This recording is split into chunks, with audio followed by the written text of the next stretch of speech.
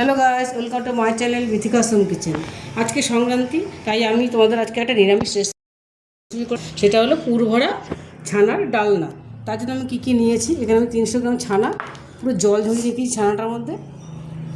আর পুরের জন্য নিয়েছি আমি এখানে আমসত্ত্ব কুচি, কিশমিশ কুচি আর অল্প ছানা দিয়েছি। আমি একটা পুর বানিয়ে নেবো। আর ছানার জন্য আমি নিয়েছি এখানে 2 চামচ ময়দা, ছানাটার সঙ্গে ভালো করে এটা মাখবো। আর এখানে আছে আমি একটা মশলা বানাবো, তাদের নিয়েছি নারকেল কোড়া, কাজু বাদাম, কাঁচা লঙ্কা পাকা, আর এখানে আছে আদা কুচি। এটা আমি পেস্ট শিলনোড়ায় বেটে নেব। আর এখানে নিয়েছি আমি আলু ডুমো ডুমো করে কাটা, গোটা কাঁচা লঙ্কা, এখানে নিয়েছি লেবু, এখানে আছে টক দই। আর মশলার মধ্যে আছে হলুদ গুঁড়ো, লঙ্কার গুঁড়ো, ঝাল লঙ্কার গুঁড়ো, এটা ধনের গুঁড়ো, জিরের গুঁড়ো, এখানে আছে কাশ্মীরি চিলি পাউডার, এখানে আছে গুঁড়ো গরম মশলা। আর ফোড়নের জন্য নিয়েছি আমি গোটা জিরে, তেজপাতা, একটা শুকনো লঙ্কা, গোটা গরম মশলা, নুন, সাদা তেল, ঘি। তো চলো সবার প্রথমে আমি পুরটা তোমাদের দেখাবো কী কী আমি দেবো। এর মধ্যে পুরের মধ্যে পরিমাণ মতো লবণ দিলাম, দিয়ে দেবো অল্প অল্প গরম মশলা। এটাকে আমি মেখে নেব, চামচ দিয়ে এটা আমি হালকা হাতে মেখে নেব। এবার ছানাটাকে ভালো করে মেখে নেব। তার মধ্যে আমি দিয়ে দেবো ছানাটাকে আমি একটা বড় পাত্রে ঢেলে নিলাম। এর মধ্যে আমি দিয়ে দেবো পরিমাণ মতো লবণ, দিয়ে দেবো অল্প ঘি, অল্প ঘি দিলাম। আর দিয়ে দেবো ময়দাটা। এটা আমি খুব ভালো করে এটা এখন হাত দিয়ে চটকিয়ে সুন্দর করে একদম আটা মাখার মতো মেখে নেব আমি। পুরের মধ্যে আমি দেবো লেবুর রস। এবার ছানাটাকে খুব সুন্দর করে মেখে নিয়েছি। হাতের তালু দিয়ে ভালো করে এটা মাখতে হবে, নাহলে এটা ভেঙে যাবে। এবার আমি একটা করে এরকম লেচি করে পুরটা আবার ভরে নেব।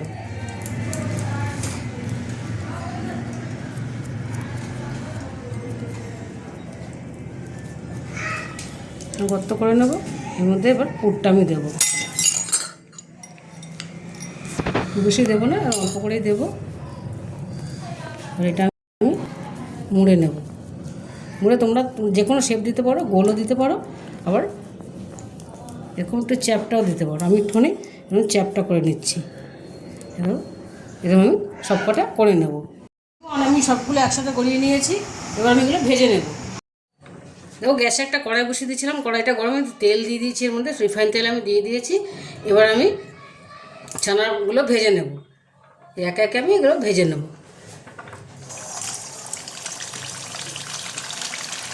হালকা হাতে ভাজতে হবে, নাহলে এগুলো ভেঙে যাবে।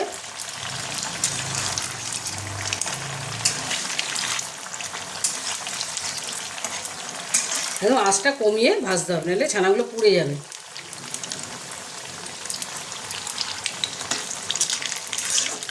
খুব সুন্দর রেসিপি, নিরামিষের রেসিপি। এই রেসিপিটা দারুণ লাগে, খেতেও খুব ভালো লাগে।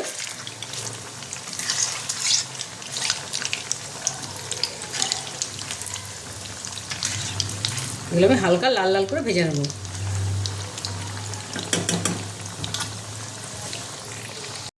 ছানাগুলো ভাজা হতে হতে মশলাটা ভালো করে বেটে নেব।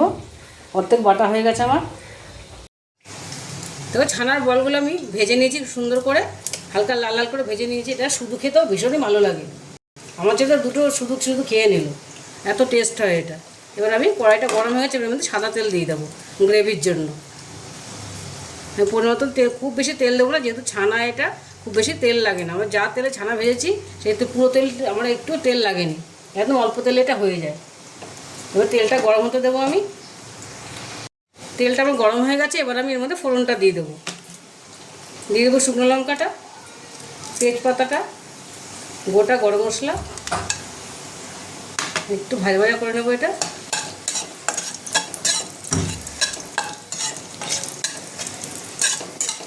এবারে আমি দিয়ে দেবো গোটা জিরেটা।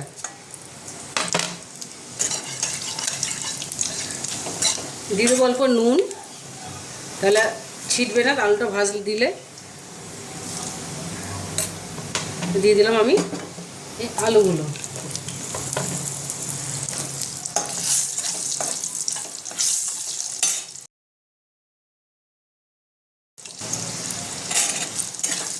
আলুটা আমি হালকা লাল করে ভাজবো।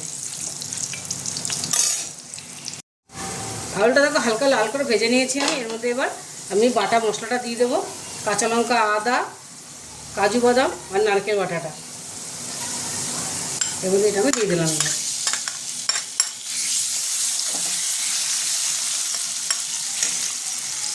দিয়ে দেবো গোটা কাঁচা লঙ্কাগুলো, দিয়ে দেবো গুঁড়ো মশলাটা,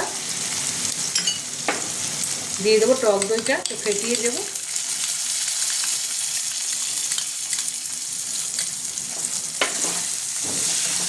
এবার আমি এই শিলপাটা ধোয়ার জলটা আমি দিয়ে দিলাম।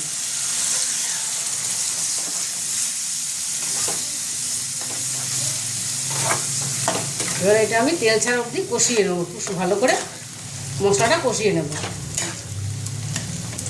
এটা আমি এবার ঢেকে দেবো, আর একটু লবণও দিয়ে দেবো।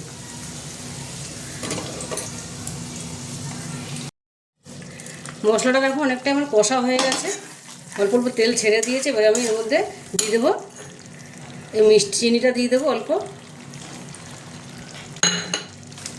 আর দিয়ে দেবো কাশ্মীরি কালারের জন্য কাশ্মীরি চিলি পাউডারটা, তাহলে খুব সুন্দর লাগবে দেখতে।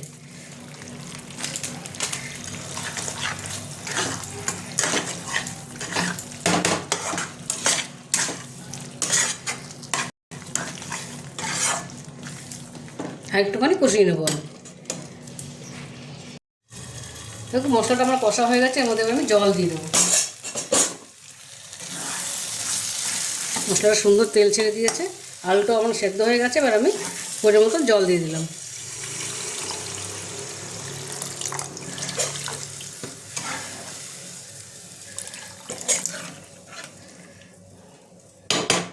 এবার একটু ভালো করে এটা ফুটিয়ে নেব। এবার আমি একটু ঢেকে দেবো,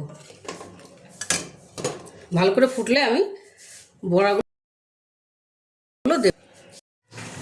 দেখো গ্রেভিটা আমার সুন্দর ফুটে গেছে। এর মধ্যে এবার একটু গরম মশলা গুঁড়ো আমি দিয়ে দেবো, যেহেতু গরম মশলা ফোড়ন দিয়েছি আমি, গুঁড়োটা আমি বেশি দেবো না, অল্প করে দেবো। এবার আমি ছানাগুলো দিয়ে দেবো এর মধ্যে।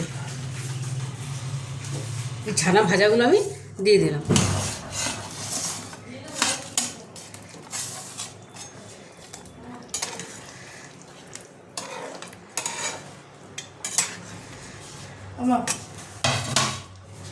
দিয়ে দিলাম। এবার আমি এর মধ্যে অল্প ঘি দিয়ে দেবো।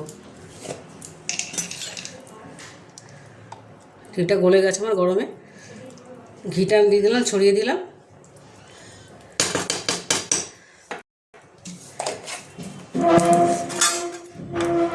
এবার আমি এটা হালকা ফুটিয়ে নেবো, খুব বেশি ফোটাবো না আমি,